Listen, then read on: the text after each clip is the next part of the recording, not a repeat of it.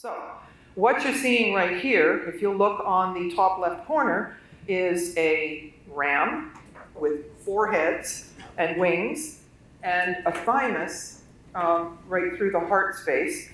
And in the pyramid code, you've seen that symbol. Hakim, the indigenous wisdom keeper, talked about this being the gland that stimulates procreation, okay? And so you often see that as a crown, and they call it Upper and Lower Egypt, which has nothing to do with anything. And so this is basically talking about the large cycles of time, and the 4 heads have to do with the 4 ages of precession. 2 looking back, 2 looking forward, and it goes on from there.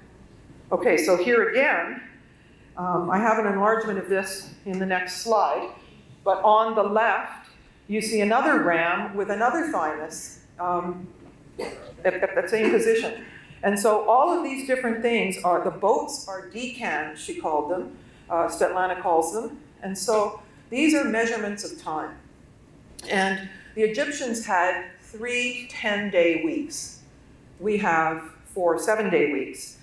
They had 360 days a year, and then there was a major catastrophe that knocked the axis of the Earth to its side, and then all of a sudden we had 365 days. So instead of reconfiguring their calendar, the Egyptians ended up having 5 days at a time and gave one to each of 5 gods and goddesses: Isis, Osiris, Nephthys, Set, and Horus.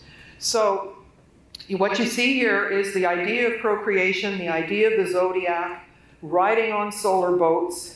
On the bottom, on the left, you see, whenever you see a figure pointing their thumb at their mouth and one tuft of hair, that means child. The symbol of the sacred feminine is the lotus, and what you see is a child being born out of the lotus. Okay, and then the second one as well, and they're each in their own decan.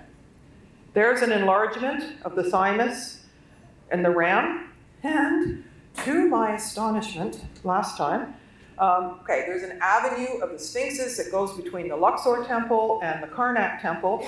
There's 2,000 sphinxes that go for 3 kilometers, but there were houses built over the top, very much like the Hypogeum in Malta, and the government decided they won't kick everybody out, but they also won't let people sell their homes, so they had to wait like 75 years for people to die, and then they ended up reconfiguring this avenue of the sphinxes, and so they're recreating them, and it goes all the way to Karnak. And I've been there many times of the day and night, but on this last trip, I ended up noticing that every single one of them, the way the light was shining at 2 o'clock in the afternoon, both sides, every single one of them has the thymus in it. 2,000 of them all the way. So that's kind of significant.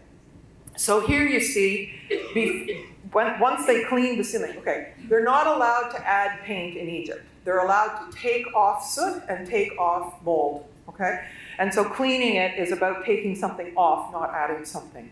So once they first cleaned it, they left the way it used to be. So 40 feet up in the air, with this darkness all over it, it was incredibly difficult to be able to see it, let alone interpret it. So it's been cleaned for a few years, but it still hasn't been interpreted in a way like I hope we can do today. So that's what it used to look like, and people were still really curious about it. And like I said, the only drawings we had came from Napoleon's artists, and he had the figures facing backwards. They had all kinds of mistakes in them.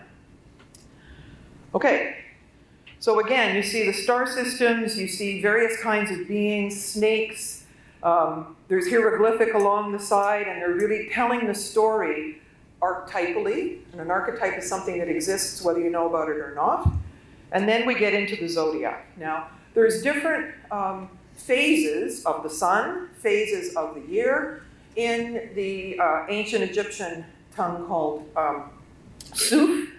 And the scarab is the representation of a new era, the dawn. So basically what you see here with the decans floating along and the scarab is, and you see this, the child again with the thumb pointed toward